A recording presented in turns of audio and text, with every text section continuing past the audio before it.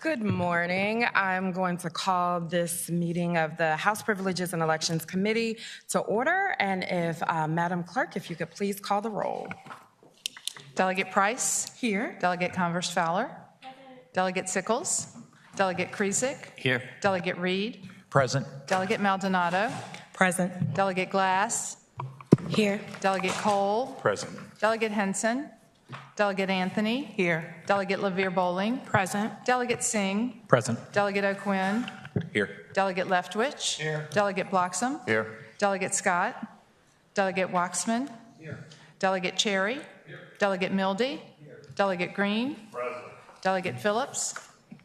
Madam Chair, a quorum is present. Awesome. Thank you all so much. And thank you for those that are joining us in person and for those that are watching virtually.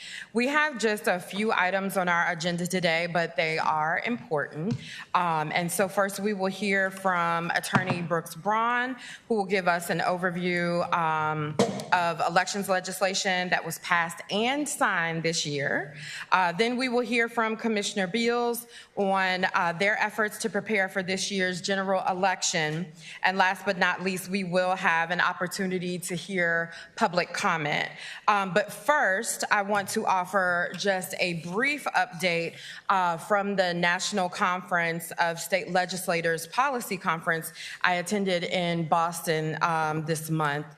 On Sunday, there was an all-day pre-conference, and we discussed topics like the Helping America Vote Act, recent election laws from across the country, protecting state elections through cybersecurity, building relationships between state lawmakers and elections officials, money in elections, both the cost of and campaign finance laws, transparency in the elections process, many trends of consolidating elections dates, post-election audits and redistricting, and that was just the first day. During the week from Monday through Wednesday, we had sessions on quick election results turnaround, foreign influence in state politics, preparations for the 2030 census, voting in the military, and of course, citizenship and voting.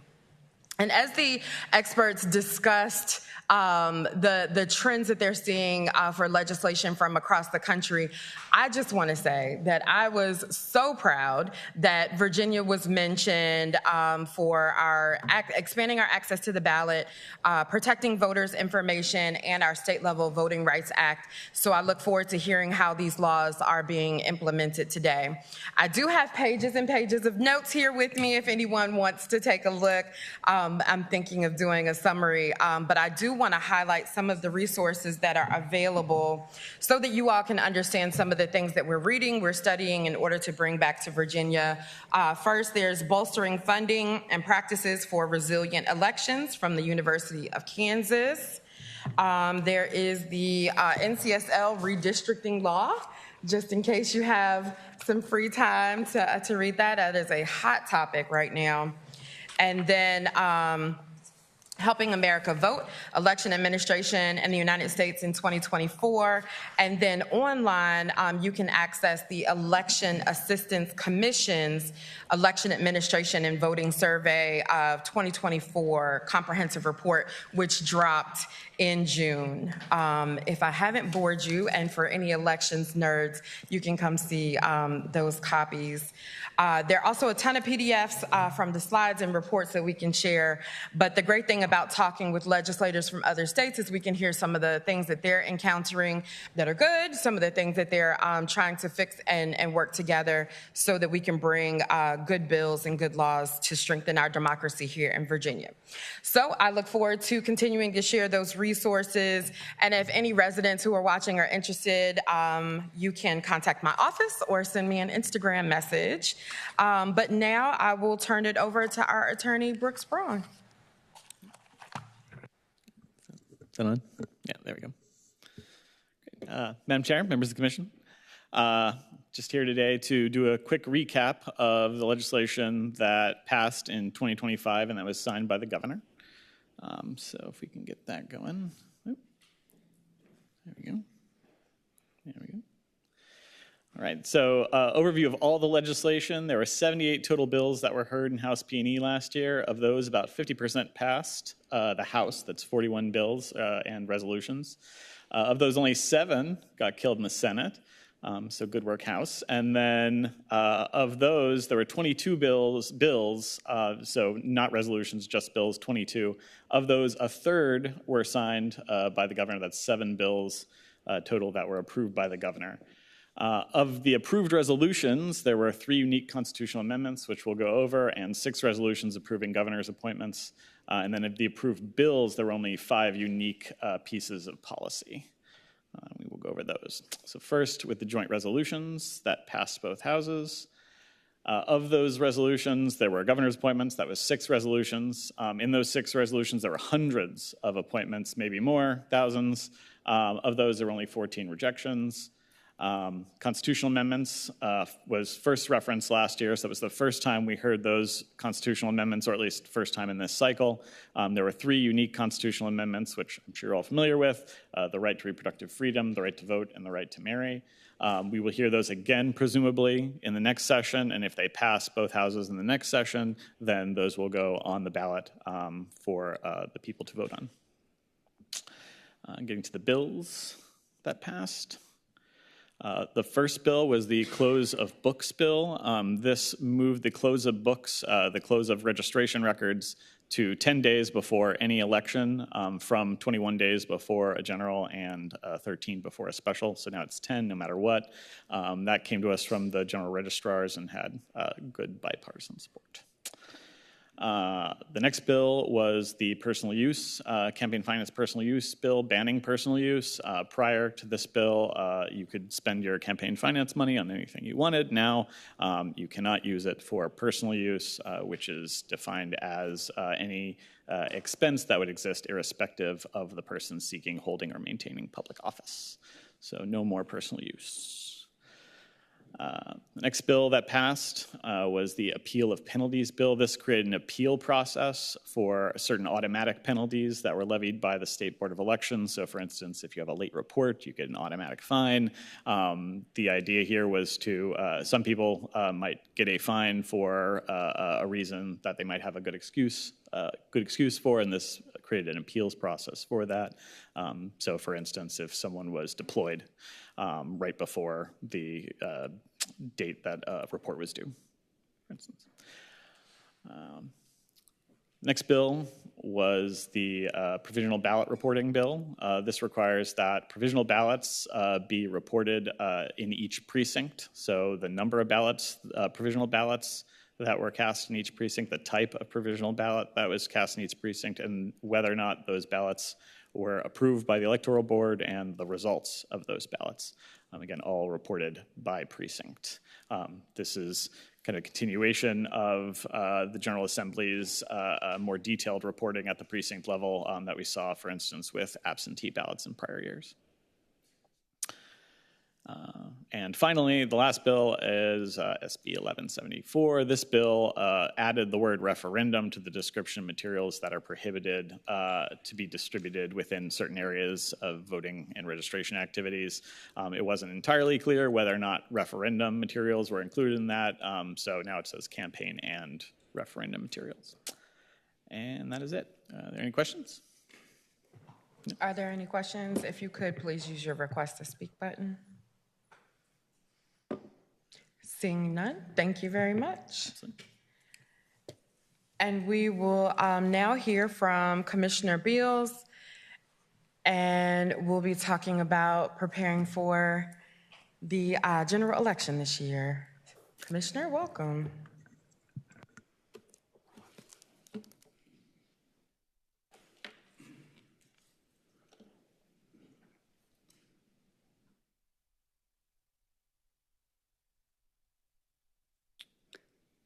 Hello, good morning. I could use a little help getting to the next presentation on this computer. All right, we'll be at ease for just one quick second.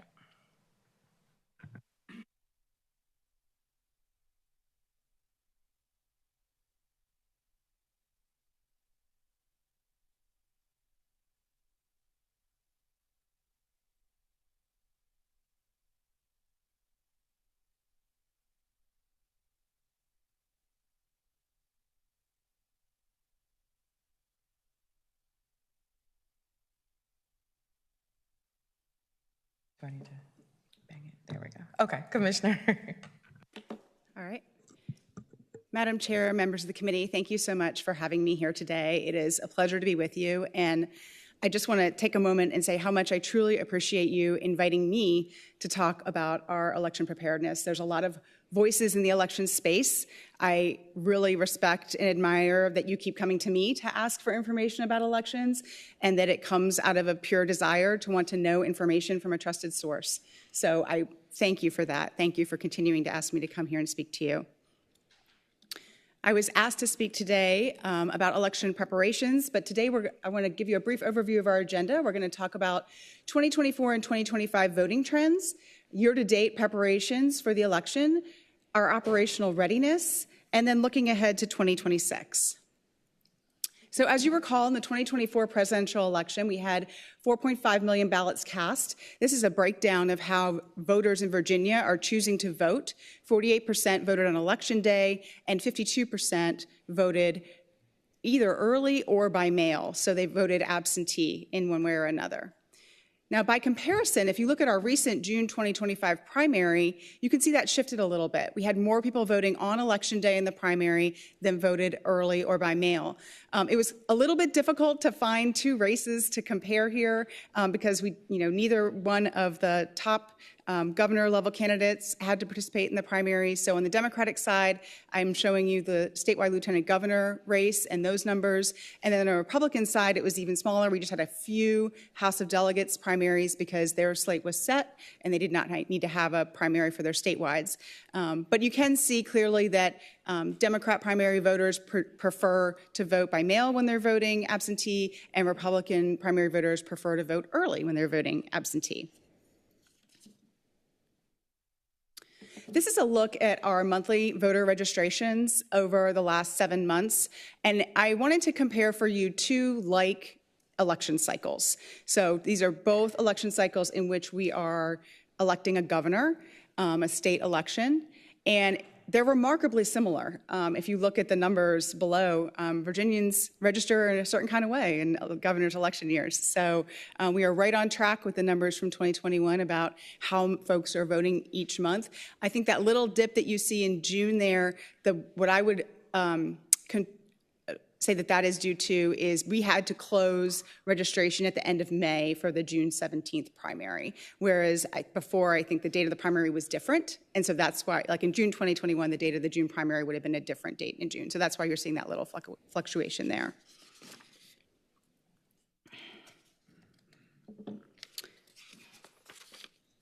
In preparation for the election, we have continued to improve the accessibility of elects' websites, including the Citizen Portal, which is used for voter registration. We have focused a lot on the screen reader user experience and also have translated our website into 12 languages now. You can see on the graphic there the 12 languages. I know I can't tell what they all are, so I'll tell you what they are. Amharic, which is a Semitic Ethiopian language, Arabic, Chinese, Mandarin, French, Hindi, Korean, Spanish, Tagalog, which is a Filipino language, Urdu, which is a Pakistani language, and Vietnamese. Those are the languages that you can choose from on our website now. We've also achieved accessibility certification for our web developers and content contributors. There's a website called Cite and Improve that's a reporting tool that measures website accessibility, user experience, analytics, and search engine optimization. And in a recent report that was designed to evaluate all state agency websites, the Department of Elections website scored above the recommended benchmark for web accessibility.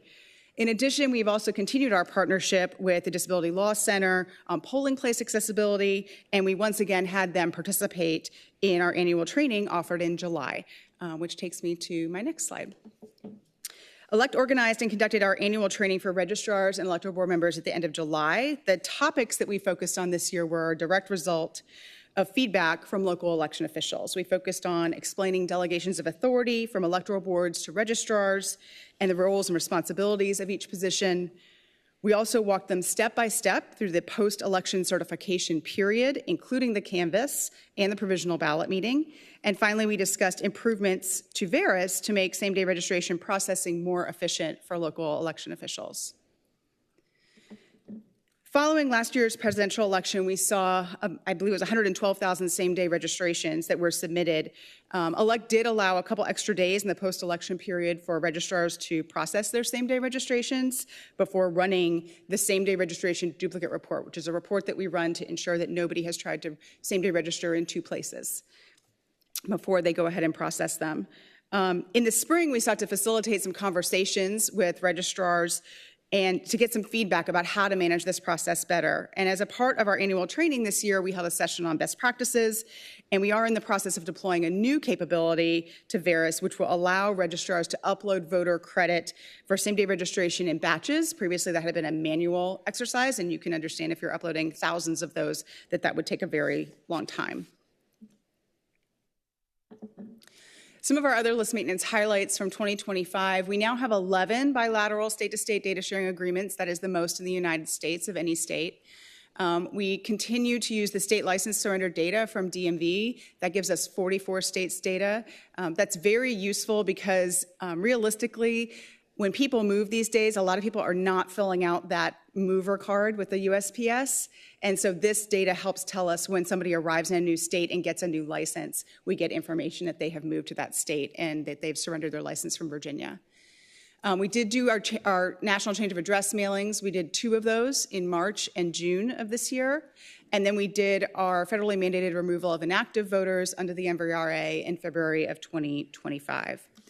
And just to give you a sense of what our one-to-one data sharing agreements look like, we have the majority of the Mid-Atlantic and the Southeast at this point. The purple is the ones we have one-to-one relationships with. The light blue is the ones that we receive the license surrender data. And the lavender is our next targets that we're in discussions with now. Also, this is the first time ever. There's a state law that requires us to share our voter lists with our border states. We've never been in compliance with that for as long as the laws existed because the other states were not willing to participate. We now have relationships with 5 of our 6 border states, so it's sort of the closest we've ever come to being in compliance with that law. I wanted to give you an overview of what 2025 looked like in terms of the timeline and what are the kinds of things that we're doing during the year, what are state and local election officials during the year. This is just some of their to-do list in addition to ongoing voter registration, list maintenance, recruiting poll workers, voter education efforts, and it also does not show the implementation of new legislative requirements which come every year. But as you can see, in January we held 3 special elections. In February, we did our confirmation mailing. That's a mailing that's sent out by the state but is received back by registrars, and so they have to manually process the ones that they receive. In March, we have to do candidate filing, petitions, our LESS security compliance. The locals have to submit that to us.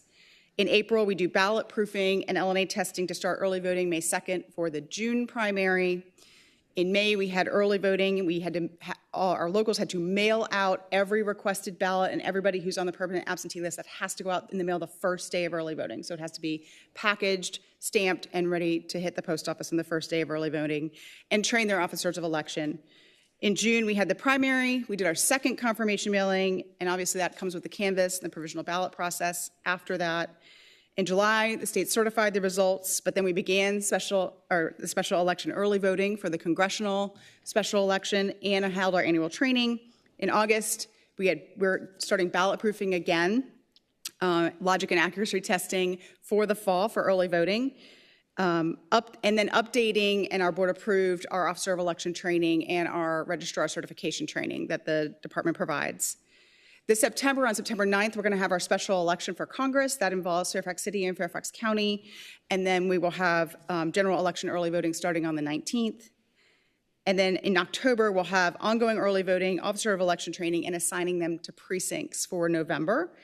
Obviously, November, we'll have the general election, the canvass, the provisional ballot meeting, and risk limiting audits the week of Thanksgiving. And then in December, we'll certify the election results, and we'll probably start early voting for some special elections. That's just my guess, that awaits us in the future. In preparation for the general election, this slide shows our operational readiness in 4 categories: preparedness and testing, compliance audits, safeguards and plans, and training. These include processes like vulnerability management and system redundancy, as well as our requirements for continuity of operations training and access control and training for various users. While many of these processes have been in place, we did update our logic and accuracy testing compliance checklist this year to make it more detailed for registrars and electoral boards. As you know, election officials prepare year-round through cybersecurity measures, training exercises, and compliance practices to ensure that elections are secure. I did want to make sure we covered some of the key ways in which elections in Virginia are secure and that in which voters can have confidence when they vote. As you know, in Virginia, we vote on 100% hand-marked paper ballots. Our machines are certified at both the state and federal level, and also every machine is tested before every election. Wireless connectivity in machines and polling places is prohibited under state law, and election results are checked 3 times, and machines are audited prior to certification. To that end, our voter education campaign this fall will continue to focus on ensuring voters know that Virginia counts, and our priority is to make sure that Virginia voters know how, when, and where voting is available to them. We will once again use print, radio, digital, and social media ads to ensure we are reaching all demographics with our messaging. Looking ahead to next year, we're going to begin testing the new statewide voter registration system after the November elections. Following testing, we're going to hold an internal mock election, followed by an anticipated go live in the spring. I also wanted to flag for each of you, and maybe you can mention this to your friends, that this is the first year that the House of Delegates candidate committees and all statewide committees will participate in our annual campaign finance review. The first time that this occurred was last year, and they did 1% of local candidates. That report was issued July 1st.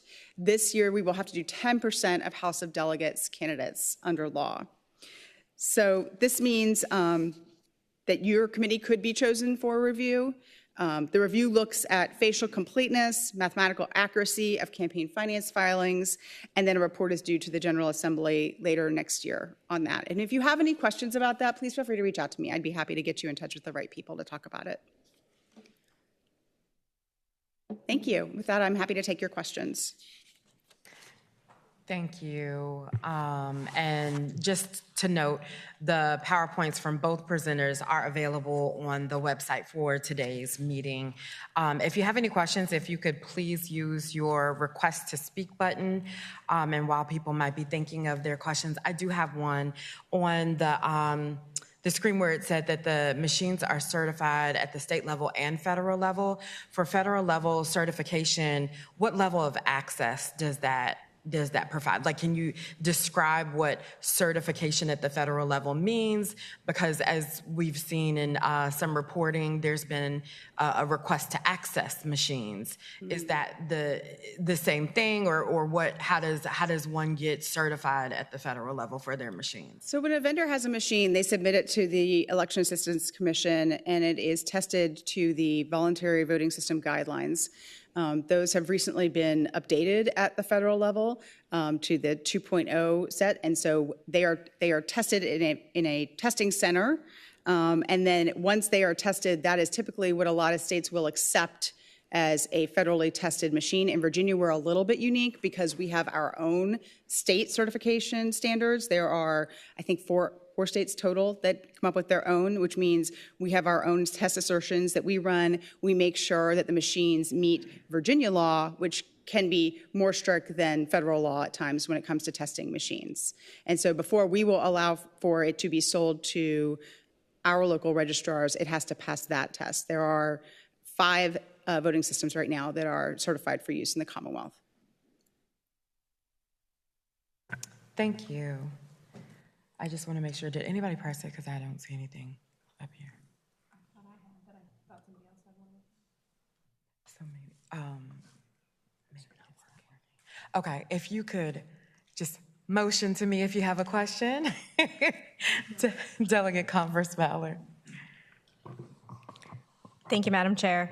I was wondering, Madam Chair, if Commissioner Beal could explain about the role of Avid administrators in sharing information with the DOJ. And I have a couple questions about that, but I just wanted to know if that is how that works and what data could be shared, how often, just in terms of the DOJ with the Avid administration. Are you saying Abbott? Avid. Avid?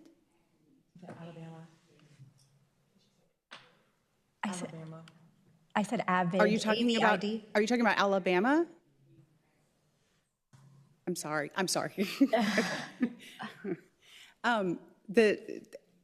Madam Chair, Delegate Converse-Fowler, we have a data sharing agreement with the state of Alabama for purposes of identifying people who would be on either of our lists, that would be on both lists and perhaps maybe had moved to Alabama and not let Virginia know that they are now living in Alabama. We have a very strict MOU with them that clearly defines parameters around data sharing and is password protected. The information is hashed, so it cannot be read by a naked eye. There are specific individuals who are assigned who are allowed to see that information. And then there's also a destruction policy once the information has been compared. So I hope that helps answer your question. Madam Chair. Delegate Converse-Fowler. Thank you, Madam Chair. I think I might have a follow-up. I'm trying to understand. I basically want to understand is, do our laws protect disclosing voter information within that not system, but within that agreement? Like, are we, when It does. It does protect it. So Virginia law, and what would that protect from disclosing? I guess I'm trying to find out. What would it So every protect? state has its own state laws about how it can disclose voter information. Every state is unique. There are some states that post their voter list on their website. Florida does that. They put their names and addresses of their voters on there. In Virginia, we don't have that. Our state law is very specific about who can have access to a voter registration list and is limited in Virginia code. And Thank you, Madam Chair. Thank you. The buttons are working now. Delegate Anthony. Thank you, Madam Chair. Thank you, Commissioner. I would like to ask the Commissioner about just piggybacking off of the list maintenance and the data sharing agreements. I believe on that map you listed 11 states where we have data sharing agreements. Could you list those again for us to confirm? And also, just want to know, you mentioned Alabama, we can access that particular MOU, but with the other states that are in purple, do we have signed, fully executed, and active agreements with those? And could we have a link of where those MOUs are listed? We currently have data sharing MOUs with the states of Texas, Mississippi, Alabama, Georgia, South Carolina, Tennessee, Kentucky, Ohio, West Virginia, Maryland, and Delaware. And I'd be happy to provide you with any of those MOUs. Okay, so our follow-up question, Madam Chair. Delegate Anthony. Thank you. So those MOUs are signed and fully active? They are. They're signed with the chief election official of each state. Okay, great. And again, could you explain to us how those MOUs work with those states?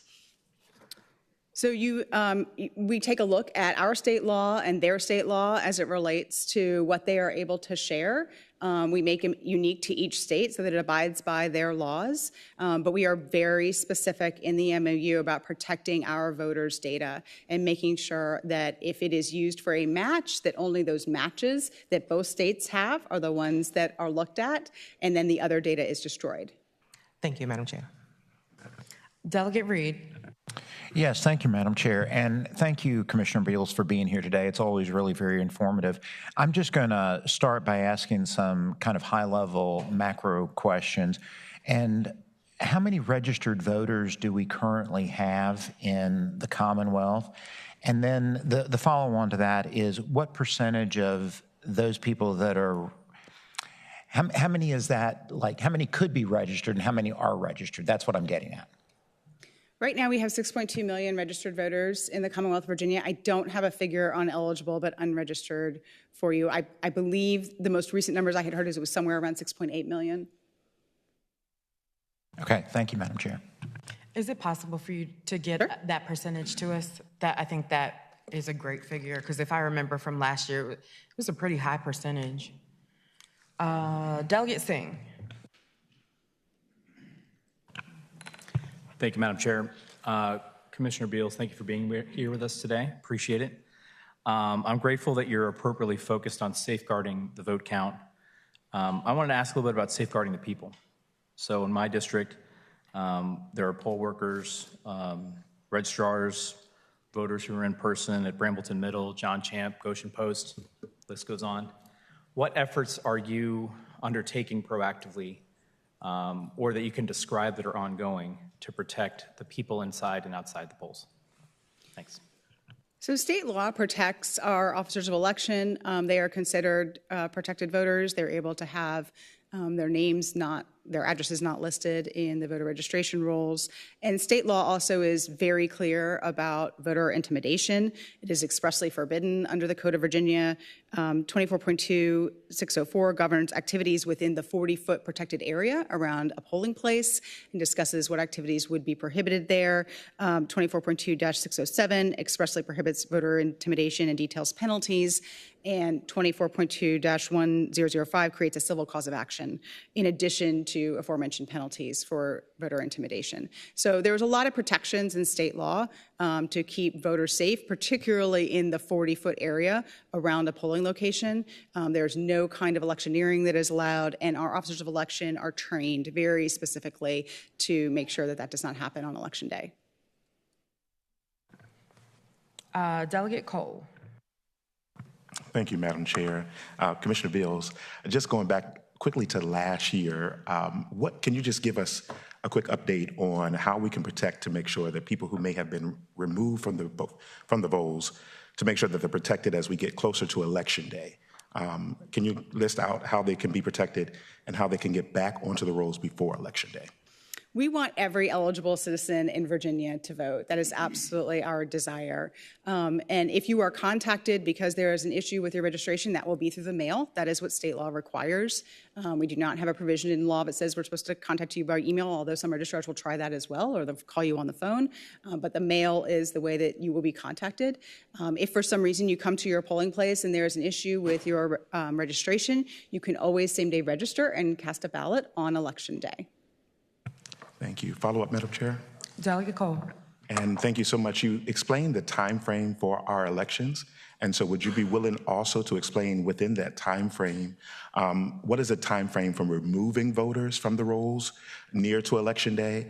And how close to Election Day can voters be removed from the rolls based on the other information? So we know we have a special election coming up in September, and also we know we have the election coming up, the general election in November. So how close can, let's say, a voter be removed in this special election happening in September?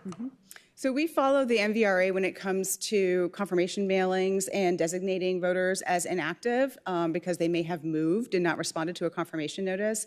We're required to do that 90 days out from an election. So that is why you see when I talk about doing confirmation mailings in February and June, we are timing that out so that we're certain that nothing is happening after those dates. In terms of list maintenance and something in an issue where somebody may become ineligible to vote, that continues up until the close of books, which I guess now is 10 days before Election Day. Thank you, Madam Chair. Thank you, Commissioner Beals. Delegate Maldonado. Thank you, Madam Chair. Good morning, Commissioner Beal. Thanks so much for being here today. And as much as you appreciate us asking you to come, we appreciate you being here. There's been a lot of activity at the federal level looking into the voting systems, and I'm curious if you could share with us whether the Department of Justice has asked Virginia within the last 8 months to requested any of our records or information, and if so, when? We received a letter from the Department of Justice in July that asked for a copy of our voter rolls and asked some questions about our Eves report, which the chairwoman mentioned, that was due in June. We are currently working on a response to that. The request is under review, and whatever records are provided will be those that are permitted to be provided under state and federal law. Thank you, Commissioner. Follow-up, Madam Chair. Delegate Maldonado. How Has any information from the 2024 voter purge around citizenship status been communicated at the federal level as part of their request for information? No. No, ma'am. Thank you. Follow up, Madam Chair. And the same question goes for those who are returning citizens and requested that their rights be restored. Was there any specific requests related to that? I mean, but I should note for you that under the National Voter Registration Act, cancellation records are available to anyone. So you could ask for it, I could ask for it as a citizen. A cancellation record is considered a list maintenance record and is available to anyone. Thank you. Commissioner, has there been a request for that specifically? I can't remember exactly the details of the letter that we received, but I do believe it included a request for information like that. Thank you. Madam Chair, if you could indulge me, I have two more. Sure, go for it. Thank you, Madam Chair. The reason I'm going to those questions is because there's been previous conversations around voter registration related to non-citizens, those adjudicated incompetent, or those who have felony convictions. Is there any data around numbers available around those particular bodies of voter, populations of voters that's being requested or disclosed to the federal level? As I said, I do believe that's part of the request, but also that is available on our website on our statistics page. It's not information that's not already public. Okay. And final question, Madam Chair. Is there any, I think you may have answered this around the specific information or documents requested beyond the voter rolls and DMV data. Is there anything else that has been requested as part of the initial outreach from the Department of Justice? Just questions, as I mentioned, about our Eves report and what some of the specific answers that we gave on that report are. That's a report that we have to provide after every federal election, and it talks about statistics on how voters chose to vote, how overseas voters voted, military voters. It tracks all of that information. Thank you, Madam Commissioner. Thank you, Madam Chair. Thank you. Delegate LaVere Bowling. Yes, thank you, Madam Chair. Thank you, Commissioner. My question goes kind of towards the same vein as Delegate Maldonado's. In your view, what voter information is protected from disclosure to the federal government? Madam Chair, Delegate LaVere Bowling, my view does not matter. State law and federal law is what matters. So that's what I will be following. Thank you. Follow-up, Madam Chair? Yes, Delegate LaVere Bowling. And this may be to the Commissioner, but also maybe Council can give us some information on this too. Does Virginia law provide protections from the disclosure of Virginia voter data to the DOJ? I would ask Council. I'm so sorry. I was trying to get clarification on something. Delegate LaVere Bowling. Yes, the question was, does current Virginia law provide protections from the disclosure of our voter data to the DOJ?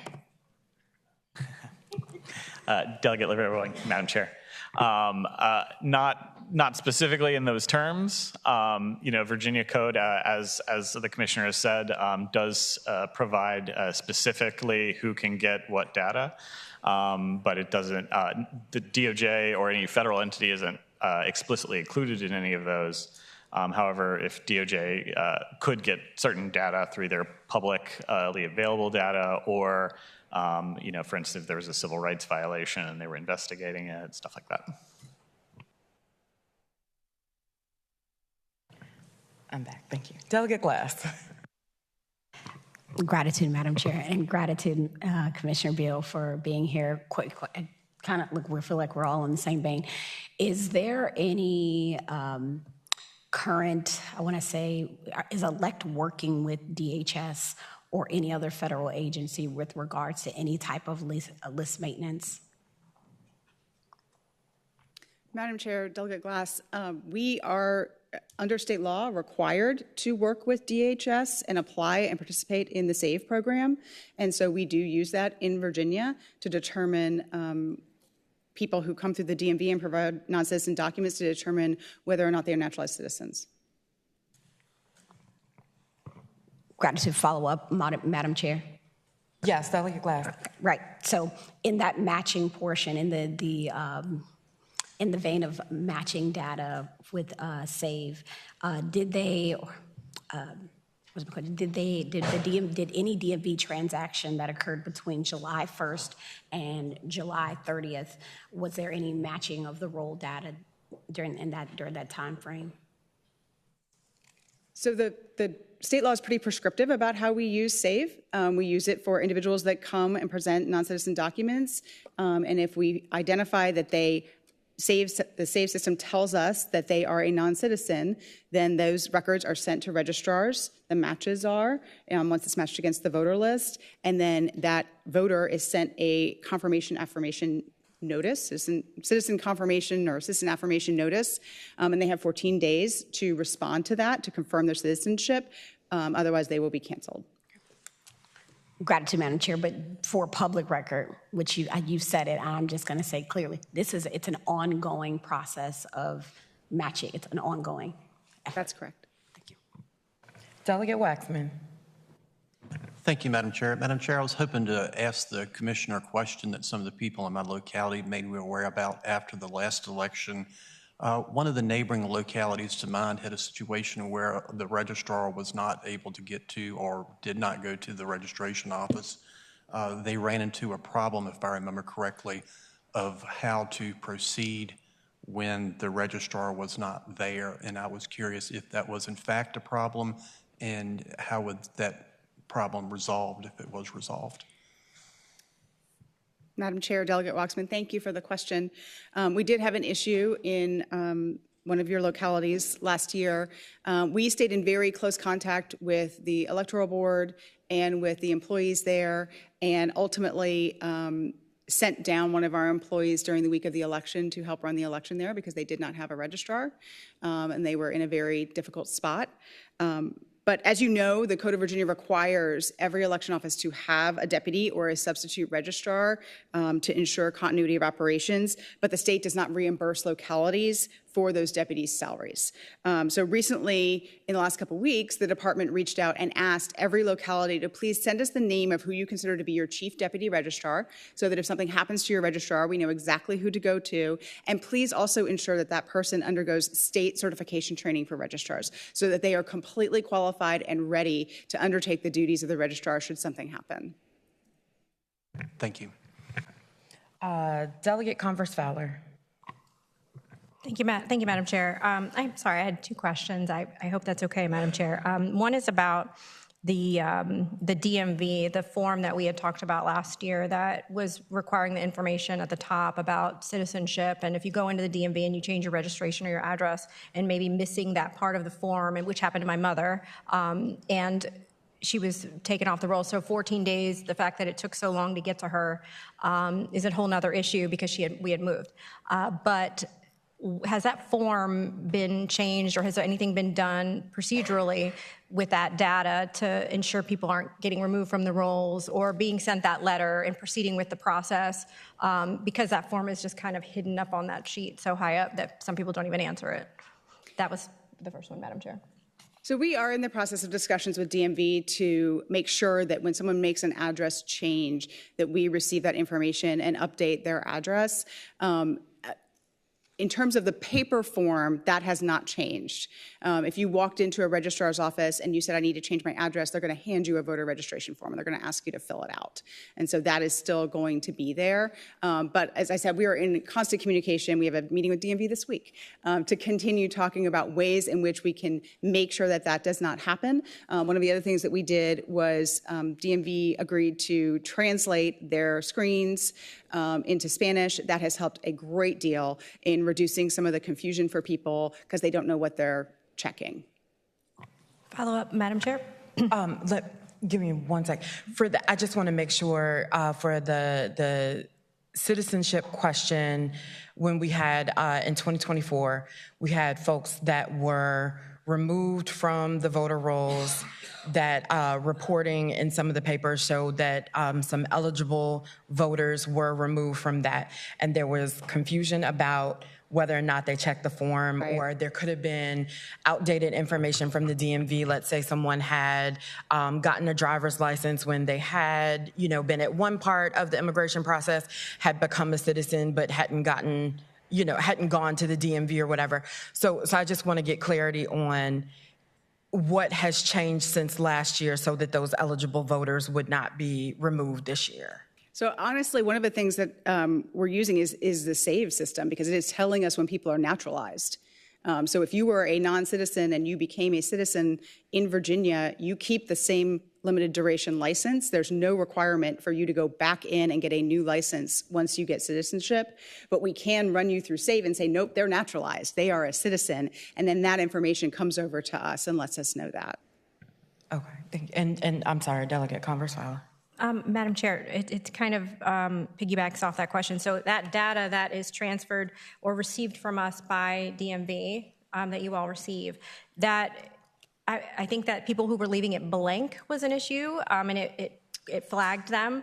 And I guess that was the issue. What data is transferred, whether it's a person, citizenship status is, maybe in code, maybe it might be like a check mark or a 1 or a 0, or like what data is being sent over that you all are using? Is it, if they left it blank, does that count as a no?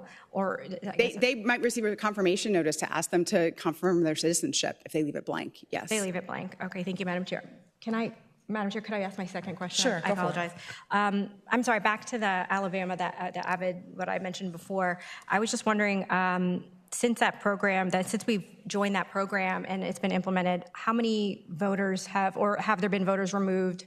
How many voters have we removed since then? It was at the end of June, I believe. Right, I don't have a number for you on that. When we do comparisons with states, we highlight those people and make them eligible for a confirmation notice. So it's not an immediate cancellation. They receive a notice in the mail that says you may have moved. I just want to, with that, is there anything in the system that tags cancellations for reason for cancellation? So say, for instance, if you got information from Alabama, it says like Alabama cancellation, or it comes in felony cancellation. So can you track where the information came from that originated the reason for why the cancellation occurred? Yeah, if you look at our statistics page on our website, it has a monthly report for every single locality and a statewide report, and it will tell you all of the reasons that the cancellations occurred, whether it was a felony, someone who was, died. For the one that you're asking about, it's called out of state. So there's an out of state tag on it, and it will tell you how many in every locality that month. Madam Chair, just one follow-up. Delegate Converse-Fowler. Thank you. Just wondering, Madam Chair, if when someone is reinstated, perhaps they've gone and proved it, does that data get updated where the numbers don't look, this person wasn't removed off the rolls, 100 people, it was 101 or 100 or 99, only 99 were because we added that person was reinstated. We don't go backwards. Okay. Thank you. We can update monthly data. Delegate Krisak. Thank you, Madam Chair. Thank you, Commissioner Beals. I have just a couple questions, unlike my colleague over here to the left. No, Commissioner Beals, my mom was a naturalized citizen, and she never missed an election, and neither have I. And she was very proud of that. I'm concerned, though, now regarding our newly minted citizens, whether they may think they're registered to vote, or they may have made some mistakes. Also, folks who have had name changes. What steps should voters take now to ensure that they're properly registered and won't face any issues on Election Day or early voting, for that matter? Anyone can check the status of their registration at vote.virginia.gov. Like I mentioned, in Virginia, there is no state law requirement that you update your license once you get naturalized. I will tell you, I went to some conferences this summer, like the chair did, and talked to some other states about what they're doing. And we are seeing some other states adopt legislation that requires someone, once they become a citizen, to get a newly updated license. And that means that they then come off of the limited duration license and they have a license that is for a citizen. Thank you.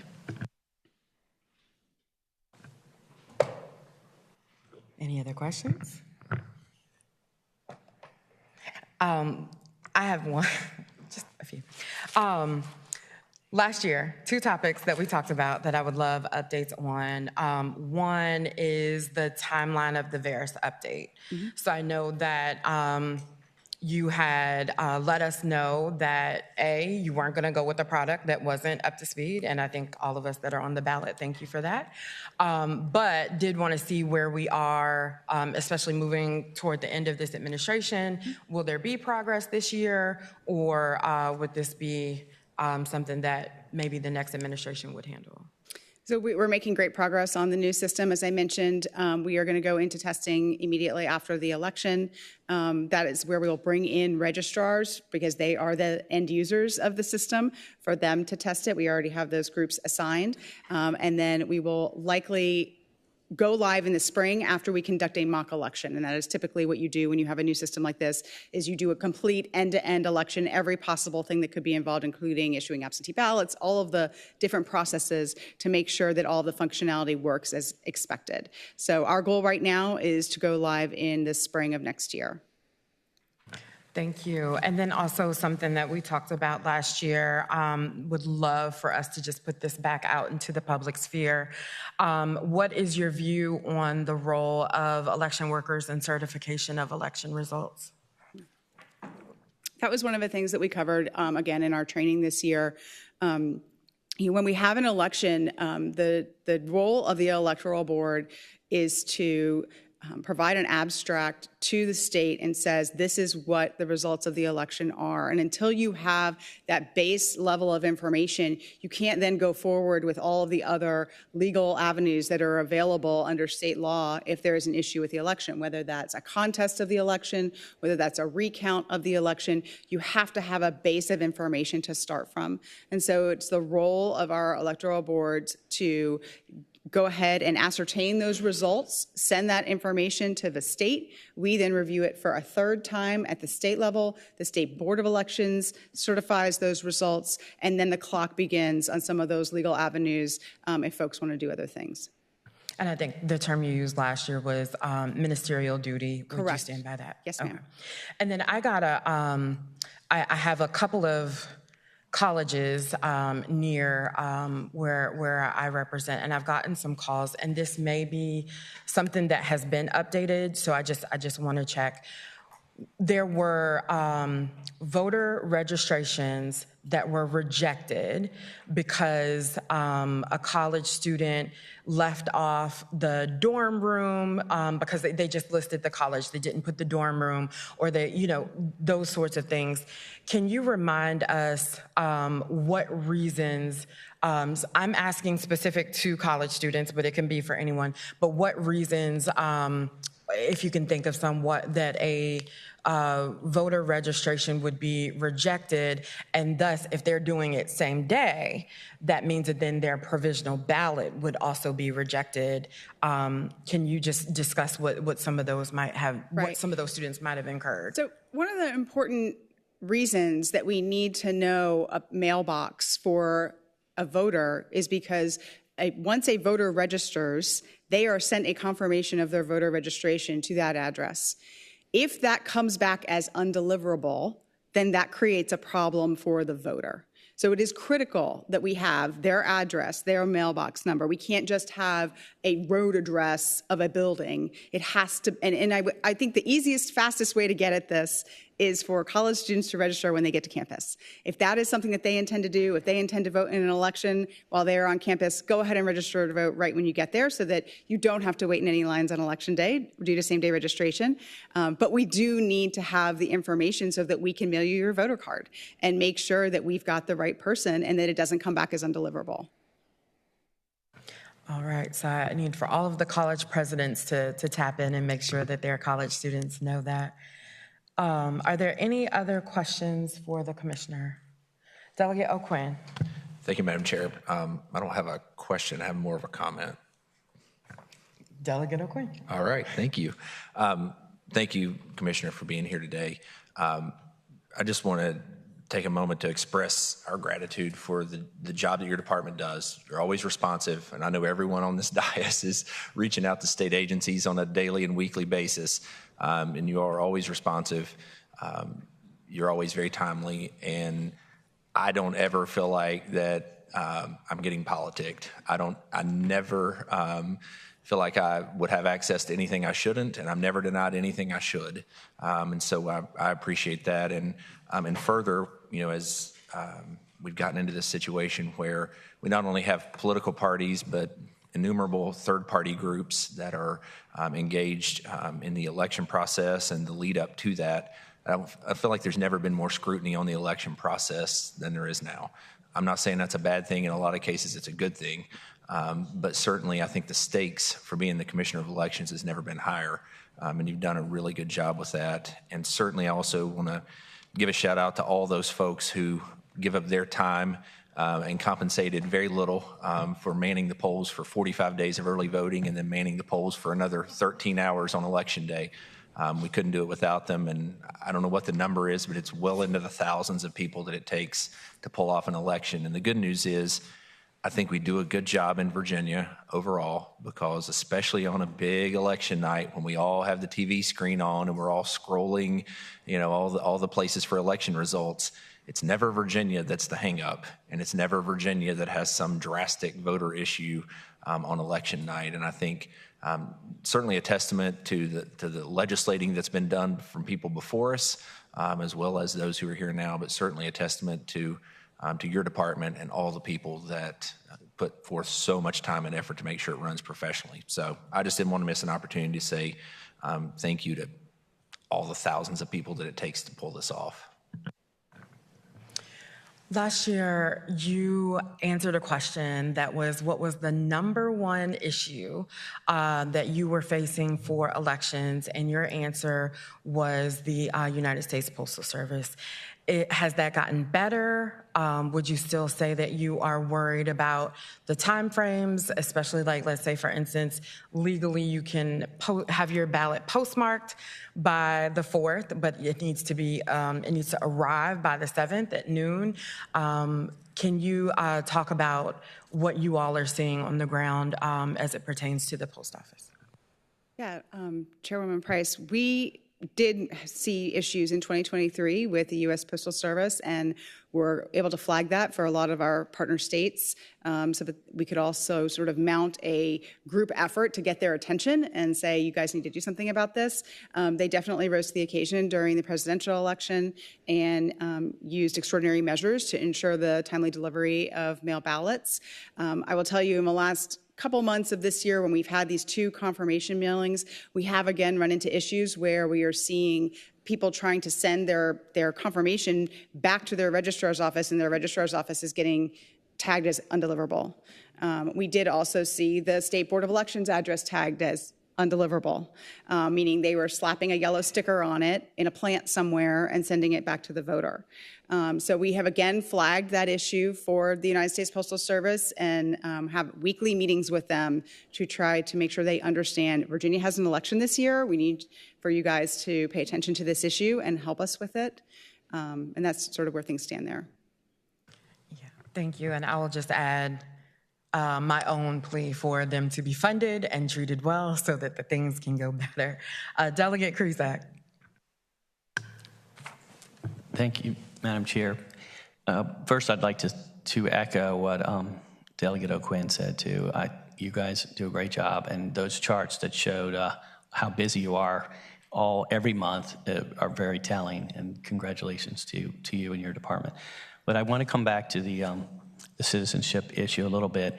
So when somebody when they're rejected or because there's not enough information, what is it that they need to show to affirm their citizenship so that what documents are needed?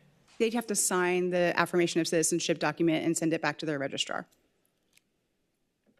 And follow up, Madam Chair? Delegate Krizak. So just to be clear, and what would be the next step after that? What would happen when you receive that?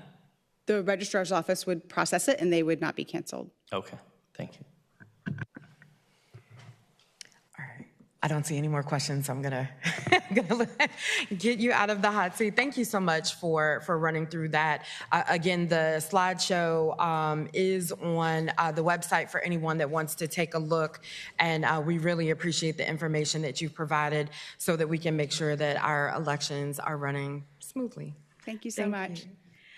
We will now have public comment from those who are in the room. We have not received any online sign-ups. And based on, if y'all can raise your hands if you plan to speak. Okay, so we'll say 5 minute time limit. You do not have to use the entire time, but just to say that 5 minute time limit. And if you do choose to speak, we do ask that you also submit your remarks or your thoughts in writing so that we can have a copy of them. If you can come forward. If Good you morning, can everybody. introduce yourself. My name is Rebecca Wynn, and I actually sit as the chair of the Hampton Election Board, and I would like to provide public comment from my unique perch. This is in no particular order. I will provide a written comment that expands further on what I provide today. Number one, there is a need to for legislation to expand on the definition of no political conduct when administering elections. Right now, it's part of the job description of all electoral board members that we not engage in political conduct. I'm alarmed to hear from some of my colleagues across the state that that's being loosely interpreted in a way that allows for partisan conduct within our elections. It's not healthy for our elections, and most importantly, it's not in the best interest of our voters. I suggest that legislation be passed that not only expands and hardens that no political conduct language, but it also acknowledges the fact that we actually do work year-round. And so it should actually be something that applies to us in all avenues. Number two, there's a need for more general, quote, no conflict of interest provision. It's impossible for elections officials to be able to serve dueling interests. We cannot advocate for both the interests of our voters and the interests of other actors or outside groups. The voters' interests should be paramount. Number three, there is need for stronger language regarding the training of elections officials to include all full-time staff, registrars, electoral board members, and officers. Currently, Virginia Code provides that the Virginia Department of Elections is the guiding instruction, and they provide the guiding instruction to all of our officials. We are having issues within our infrastructure where outside groups and organizations, unauthorized outside groups and authorizations, are providing training to our elections officials. Not only does it undermine the work of our office, but it undermines the right to vote. Number four, it's important that we avoid any perceived poll taxes. As you all are very well aware, it's unconstitutional to create poll taxes that inhibit the right to vote. Until a couple of years ago, when a person goes to serve as an officer of election, on their application, it allows the individual voter to self-identify as a Republican or a Democrat or an unaffiliated person when signing up to be an officer. A couple of years ago, it was a policy adopted by the Virginia Department of Elections that undermines the authority, quote, the discretion provided by Virginia law given to the electoral boards when making selections and appointments, and instead allows the political parties to determine who is or is not a Republican enough or Democrat enough, or who should be unaffiliated. Not only does it undermine the statutorily provided authority of our boards, but it also has this possibly unintended consequence of creating a poll tax on our democracy. How, you might ask? We have political groups very commonly across the Commonwealth of Virginia that are, quote, vetting the officers. Sometimes that vetting might look like membership requirements, attendance to meetings requirements, interviewing, but of most concern are the requirement that they pay for membership to different political affiliations and political parties. It might be something $25, it might be $50, $60 a year. People are having to pay for entry to be an officer of election. It is creating a poll tax on our democracy. We need to avoid that. We're Virginia, and we can do better.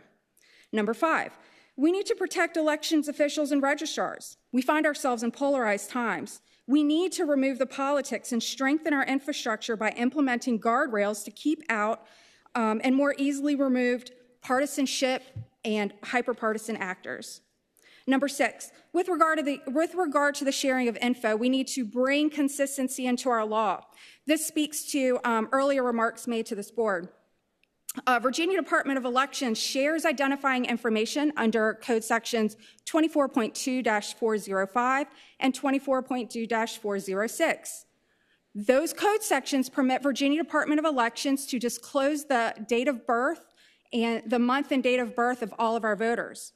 Whereas under 24.2-444 and 24.2-706, our general registrars are not allowed. It explicitly prohibits the disclosure of this date of birth information.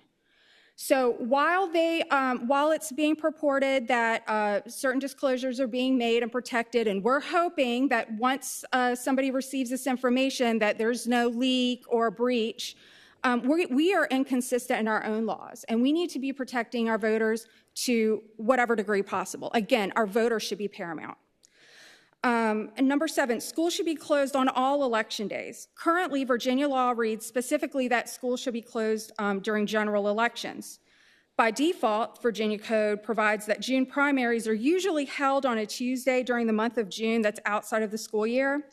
And so it generally ensures that the schools are free and available to be used as precincts. But what the code does not do is it does not provide the same closure requirements on presidential primaries and during special elections. As such, there's an inconsistency in the law, and it creates chaos. Our offices are receiving phone calls from very angry voters who are getting stuck behind buses and otherwise unable to reach the polling locations. It should just say schools are closed on election day. Number 8, duration of canvass period. Our laws were recently changed to provide that the general canvass period shall be 10 days for general elections. I, as a board member, was surprised when the primary election came up and it was only 6 days. So if all canvass periods should be given 10 days, it would also honor the fact that our primary election overlaps with the Juneteenth holiday, and so it will build in the extra time that we need in order to allow our offices to celebrate this hard-fought-for holiday. Number 9, college students. There was a question with regard to the registration. Virginia Administrative Code 20-40-30, subtitled Presumptions. It includes college students together with all military personnel, all persons in long-term care, and all homeless persons, and explicitly provides, quote, residency shall be broadly construed to provide the greatest opportunity to register and vote. It is not to the fault of a college student if they don't have their dormitory number. We're not asking the same of a person in long-term care to provide the number of their room that they're staying in. We're not requiring the same degree of scrutiny to a homeless person. Why are we holding college students to a different standard? I would like to acknowledge that in the 1970s, HBCU located in Texas, Prairie View University, went before the U.S. Supreme Court and fought for the right for the college students to choose the residency of their choosing. They can choose. They have the constitutional right to choose to register to vote where they attend college or at their permanent home address. We're undermining that hard-fought-for right. Again, that's Administrative Code 20-40-30, providing that broadly construed residency requirement. Finally, number 10, polling locations on college campuses and universities. Hampton is the proud home to a HBCU, Hampton University. Currently, the polling location is 45-minute walk each way. I Googled this for the college students. Unlike our public institutions, HU is a private college or university. So they still have classes during the day. That means we'll find ourselves in November when it's colder and it's dark outside when classes end, and the students are having to walk 45 minutes each way just to cast their ballot. This could all be solved if all colleges and universities were provided ballot box access. Regardless if these are public institutions or private, we know that the first and second year college students, generally speaking, are prohibited from even having their own transportation on campus. And so by putting a polling location on any college or university that hosts dormitories would create ballot box access and create ballot box access that's on that college campus or university and specifically for those students as opposed to more broadly open to the outside public. I hope this is helpful, and again, I'll expand on that further in my written comments. Thank you. Thank you so much. If you were not an electoral board member, I would have instituted that limit, but that was a lot of great information and things for us to, in a bipartisan way, I think through when it comes to potential legislation for next session. So thank you for bringing those items to our attention. Seeing no one else in line, I do want to highlight that during the meeting, a resident, last name Johnson, did provide a public comment requesting that we work to keep access to voting by mail, probably responding to some recent social media activity.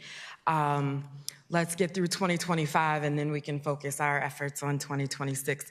But as we heard, we do have vote by mail here in Virginia. And so I want to thank everyone again for their time and attention, because we all do play a part in making sure that our elections are safe, transparent, and accurate. I want to thank the commissioner for her time and our own attorney, Brooks Braun, for the information today. And thank you for the public for your input. I do want to reiterate some important dates for the upcoming election. With the new law, the traditional voter registration deadline is October 24th this year. The deadline to request to receive your ballot by mail is 5 p.m. on October 24th. Early voting occurs between September 19th and November 1st. So if you check with your local registrar's office, you can find the days, times, and locations. That's in about a month that will start. Not sure if anybody got anxiety over that. Election day is on November 4th, and polls are open on that day from 6 a.m. to 7 p.m. Ballots being returned in person must be received by 7 p.m. on November 4th, and ballots being returned by mail, as we discussed, must be postmarked by November 4th and received by 12 noon on the 7th. And then I just want to reiterate that you can check your voter status using the citizen portal at vote.virginia.gov. Thank you. I have it saved on my computer, so I forgot it. And I encourage residents to reach out to us, your delegates, if you have ideas for potential legislation for next year. And we also encourage you to watch and participate in the interim commissions and committees, because the work that these committees and commissions do will impact the conversations that happen during next session. That is all I have. If no one has anything further, I will entertain a motion to adjourn. It's been moved and properly seconded for us to adjourn. All those in favor, please say aye. Any opposed? Thank you so much for your time. We are adjourned.